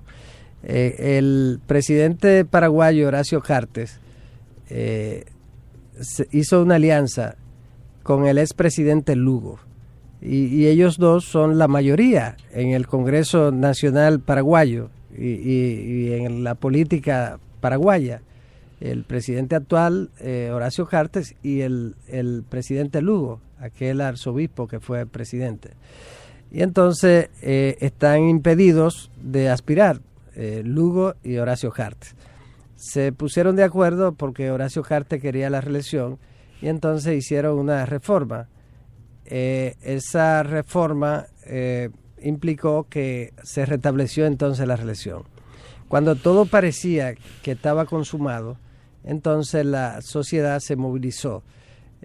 Una gran parte de ella acudió al Congreso Nacional. Se produjo ahí un tumulto, una confrontación, un enfrentamiento, y entonces resultó muerto de un disparo un joven legislador, un joven de unos 27 años. Y se produjo entonces una situación muy difícil en Paraguay. Se incendió una parte del edificio del Congreso Nacional y entonces luego el presidente Horacio Cartes tuvo que hacer una locución nacional e informarle al pueblo de Paraguay que dejaba sin efecto la reforma constitucional que ya había hecho. Él tenía la mayoría y la impuso en el Congreso, pero el pueblo lo devolvió. Entonces, aquí no existe posibilidad de que Danilo reforme la Constitución con no éxito. debe haberla. Es que las condiciones no están. Pero la magistrado, otra vez, usted sabe que... No, pero es que no va a poder. Es que hay gente que compone las cosas que no se pueden componer. Sí, pero no va a poder. Y arma unos Frankenstein que después a mitad de camino se pueden caer. Sí. Pero yo no entiendo de verdad cómo hay gente, y estoy hablando incluso de profesionales de muy alto valor, Sí. que en un momento determinado uno los mira y dice, pero ¿será posible? Lo que los mueve. ¿Qué los mueve? Entonces, el poder te mueve, te mueve montañas, el poder. El poder, como decía un amigo, el poder político es Dios en la tierra. Entonces, te mueve lo que parece imposible. Entonces, pero hay una cosa que no puede mover el poder, que es la voluntad firme de la sociedad.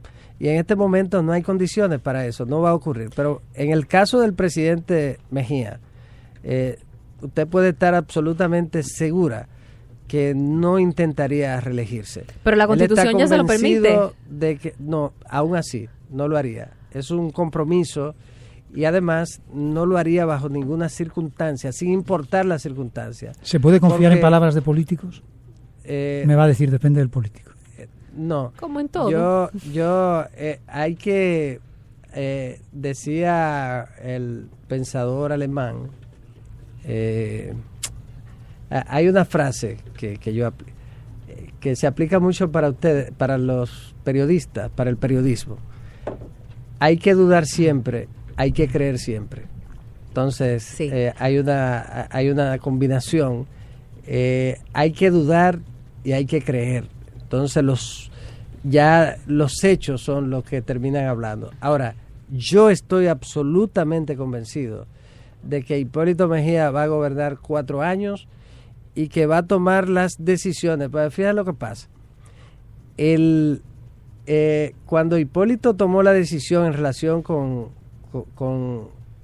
los bancos, le dijeron los especialistas en la materia, le dijeron, presidente, y usted va a tomar esa decisión, pero si usted toma esa decisión, usted no tiene ninguna posibilidad electoral, es una decisión antielectoral. Si hubiese sido el presidente Fernández o Danilo, no la hubiesen tomado, porque tienen su visión de la política. El presidente Mejía, que es un hombre muy auténtico, toma la decisión en función de esa forma, ese estilo. Un político profesional de esos que son políticos por encima de la verdad humano y del ser humano, no la tomaba, dejaba que se hundiera, porque además eso no lo había provocado él. ¿Y Luis Abinader lo va a dejar colarse? ¿Qué hace él? Toma su decisión por encima de eso y de las consecuencias. Perder el poder por eso. Y la tomó.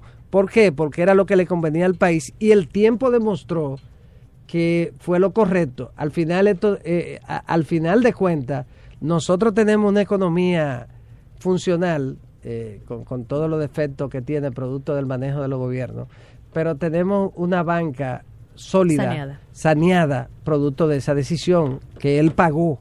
Entonces, en el caso de ahora, el propósito es tomar las decisiones difíciles en esos 4 años para dejarle a las nuevas generaciones un país encaminado. Pero eso casi es una amenaza. O sea, eso no puede poner a temblar, no puede poner a temblar al establishing político y empresarial, porque sabemos que hay que cambiar muchas cosas que muchos no se atreven a cambiar por lo que usted mismo dice, por temores electoralistas, de imagen o de no tocar ciertos sectores con los que existen ciertos compromisos. Él lo va a asumir y lo va a cambiar. ¿Por qué? Porque, mira, por encima de todo está el pueblo dominicano. Y para que esta democracia se mantenga más o menos saludable, más o menos, un poquito, que es un poquito solo, hay que tomar decisiones, hay que cambiar la forma de hacer política, hay que cambiar esta situación. Es que todo se evade, todo se pospone, todo se marea, todo se le busca la vuelta. Aquí no se hay decide nada. Que se ¿Qué le conviene más, magistrado? Tengo un par de preguntas. Lo peor, Pinky, es el hecho. ¿Tú quieres ver algo más de la irresponsabilidad de quienes nos han gobernado que la deuda externa? Una deuda que sobrepasa ya el 50% del Producto Interno Bruto en lo que tiene que ver con el pago de los servicios y los intereses de esa deuda. Y sin embargo, no. ¿Qué tenemos de esa deuda? El financiamiento el financiamiento todos los años con un déficit enorme que ha permitido que muchos se hayan hecho ricos en el sector público y el sector privado sobre la base del endeudamiento de los nietos de nosotros. Así es. Entonces, y cuidado. Eso es una irresponsabilidad. Y para frenar ese tipo de cosas, tiene que ser presidente alguien que no esté pensando en los siguientes 4 años, que esté decidido a gobernar para que sea la historia la que valore lo que hizo. Magistrado. Y eso es lo que quiere el presidente Mejía. Dos preguntas que tengo que hacerlas. Nos encanta creer que al final nosotros somos los que elegimos a los gobernantes que van a dirigir el país, pero para llegar ahí primero tienen que pasar una serie de sedazos a veces invisibles, porque no conviene que los votantes los vean, que ser aceptados por ese establishment del que yo hablaba antes. El mundo empresarial, el que ya ha aprobado un poco de la forma y del estilo de gobernar de Hipólito Mejía, esa misma banca, y quizá algunos sectores un poquito más conservadores, que quizá piensan que un gobernante que gobierne, que es más conveniente un gobernante que no gobierne tanto con el corazón, sino que un poquito de otra manera, quizá como le conviene a ellos. Estos sectores le van a permitir a Hipólito Mejía llegar a ser el candidato por el que pueda votar la gente y que después la gente pueda decidir entre ese y otro. Y mi segunda pregunta, eso es el mundo empresarial y el mundo de estos sectores conservadores. Pero ¿y el mismo Luis Abinader le va a permitir dentro de su partido a Hipólito Mejía, sobre todo teniendo en cuenta los resultados de las últimas encuestas, como colocan a un Luis Abinader, le va a permitir a Hipólito Mejía que se cuele después de todo el trabajo que le ha hecho, o lo apoyaría Luis Abinader? Bueno, en lo que tiene que ver con Luis, claro que lo apoyaría, porque vamos a ir a una convención con primaria con voto universal, probablemente. ¿Abierta o cerrada, magistrado? Yo he defendido siempre, y aquí en este programa lo he hecho anteriormente, antes de que se iniciara este debate, ustedes lo recordarán, que sean abiertas. Yo he creído siempre en eso, porque para elegir las candidatos y candidatas a los cargos de elección popular, al final de cuentas, cuando son elegidos por una amplia un amplio segmento del electorado, es mucho mejor, porque es un adelanto de lo que podría ocurrir ya en las elecciones. Entonces, resulta conveniente las primarias abiertas, es decir, con padrón de la Junta Central Electoral, que es el único padrón confiable que tenemos.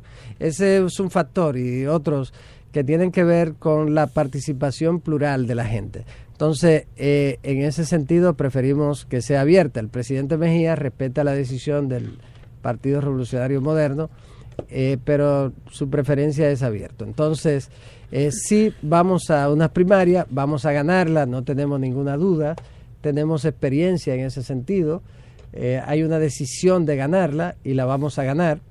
El tema de las encuestas no nos preocupa absolutamente para nada en este momento. Nunca Hipólito había salido en mejor situación que la de ahora. Para las elecciones del 2000, que la ganó con un 74%, él salió con un 6%.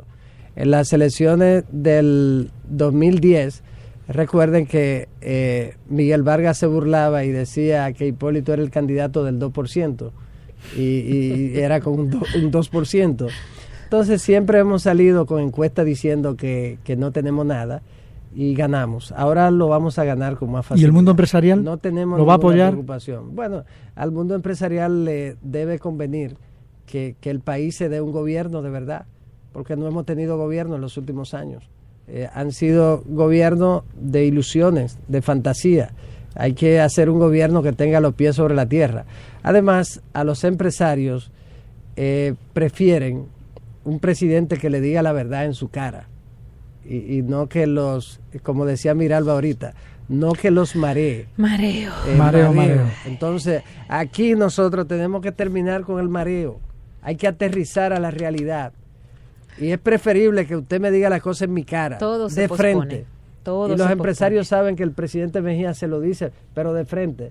Pero si le dice que algo procede, se lo dice. Pero si no procede, le dice, no, eso no procede. Y así tiene que ser un gobernante, porque el gobernante no puede ser un gobernante para empresarios. O un tiene gobernante que ser para el pueblo, para todos los o un ciudadanos. Gobernante para determinado grupo fáctico solamente, o un gobernante para deportistas solamente, o un gobernante para las élites solamente. Tiene que ser un gobernante para todos, para el pueblo. Entonces, y que sea una especie de buen padre de familia, porque es el padre de una gran familia que se llama República Dominicana.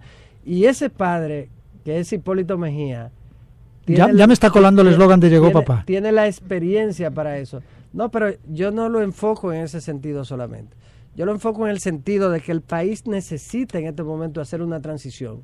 Y esa transición la puede hacer Hipólito Mejía. Magistrado, tenemos que irnos ya, el tiempo se nos acaba y tenemos ahí un compromiso comercial. Una última pregunta, una pregunta. ¿Vamos a tener en este programa a Hipólito Mejía pronto? Claro que sí. ¿Sí? Puede estar seguro que en su momento va a estar aquí sentado con ustedes. Muchísimas gracias, siempre un placer poder conversar con ustedes de todo tipo de temas. Doña Rosa le envió un saludo muy especial. Muchas gracias. Me dijo, tengo que confesar que me lo dijo desde que la película suya, desde la ¿cómo se llama? Cuando se presenta la primera vez, desde la promoción, desde la premiere. Desde ese momento ella me dijo, compadre, tiene que ir a ver la película de Pinky. Eso es algo fabuloso. Entonces, hoy que nos vimos antes de venir, me dijo, padre, salúdeme a Pinky y dígale que vi la película 2 veces. Muy bien. Y que la promociono por todos lados. Qué estupendo. Dele un abrazo y muchísimas gracias de nuestra parte. Un saludo a Miralba también. Gracias, Mucho magistrado. Muchísimas gracias. Un placer siempre tenerlo con nosotros. Eddie Olivares, que siempre tiene nombre. Este segmento fue presentado por Banreservas, el Banco de los Dominicanos. Hoy como todos los días, el tema del día.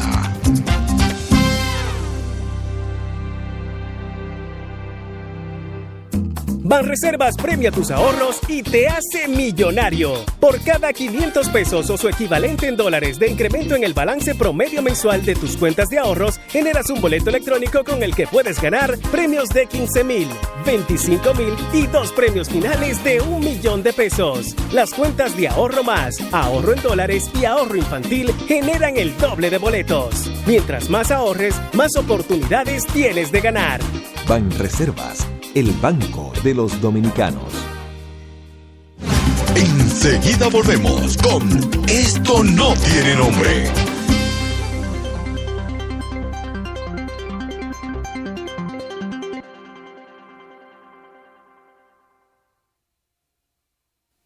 Celebra tus fiestas y eventos de Navidad en Meridian Event Center. Nuestra exquisita oferta gastronómica, excelente servicio y diversión garantizada harán que tus invitados pasen una noche de Navidad memorable. Separa tu fecha y disfruta de la mejor de las experiencias al estilo Meridian, el lugar ideal para tus eventos. Meridian Event Center, Avenida Bolívar 229, esquina Calle Tercera, en Sánchez La Julia. Con paquetico limitado que rinden un paquetón. Con paquetico limitado que rinden un paquetón. Con estos paqueticos vamos a sofocar. En tu prepago nos vamos a activar. Rinde los likes, rinde los minutos. Con tu paquetico y olvídate del mundo. Con paquetico limitado que rinden un paquetón. Con paquetico limitado que rinden un paquetón. Ahora tus paqueticos rinden un paquetón, porque podrás seguir navegando hasta el último día del paquetico que actives. Actívalos marcando número 100 número. Tu vida cambia con Orange. Siéntete libre por 12 meses con Infinity. Llegó el momento de que marques la diferencia.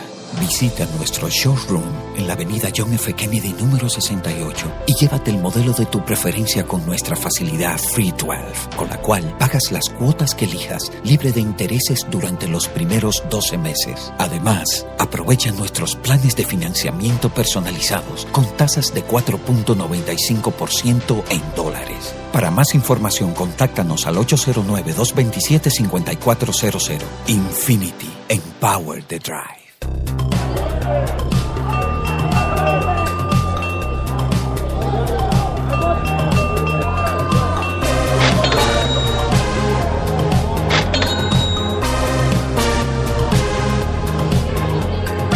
This is Wall Street. Esto no tiene nombre. Llévate tu vehículo ahora, recibe una cuota gratis y comienza a pagar en enero. Te garantizamos las condiciones de feria que se anuncien. Autoferia Popular del 30 de noviembre al 3 de diciembre. En el parqueo de la Torre Popular y en más de 30 dealers a nivel nacional. Banco Popular, a tu lado siempre.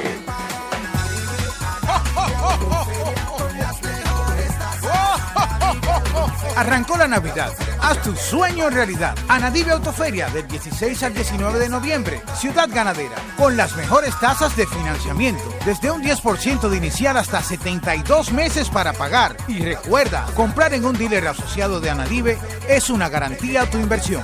Anadive Autoferia del 16 al 19 de noviembre. Ciudad Ganadera. Recarga hoy y gana con Orange. Pronto, Altis. Sigamos disfrutando de... Esto no tiene nombre. Esto no tiene nombre.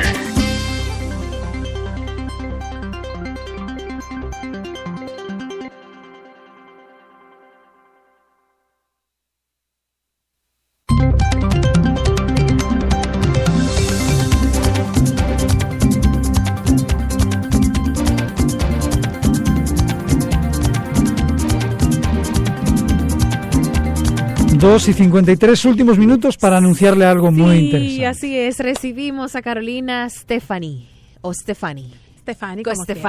que viene desde Acoprovi para informarnos acerca de la Sexta Mesa Nacional de la Vivienda 2017. Bienvenida, Carolina. Gracias a ustedes por recibir a Acoprovi en su espacio radial.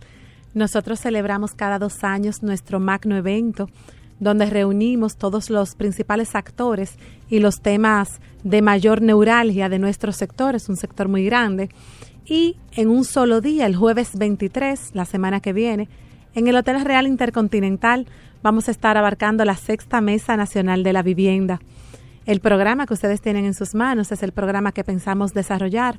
Apenas nos queda, creo que, una sola personalidad por confirmar, pero siempre contamos con unos panelistas de la talla internacional. El señor alcalde de Medellín, ingeniero Federico Gutiérrez, estará con nosotros. Estamos a la espera del señor alcalde de Panamá. Y ya tenemos confirmado, claro, a nuestros alcaldes principales. Señor Abel Martínez va a estar con nosotros porque nos interesa una visión integral sobre las ciudades.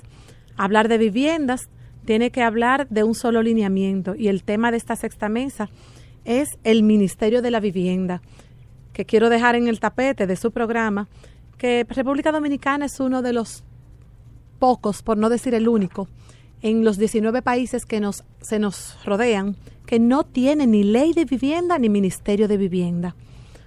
Tenemos un exceso, diríamos, de instituciones, pero penosamente un derecho fundamental no tiene un lineamiento, un techo, ni un liderazgo.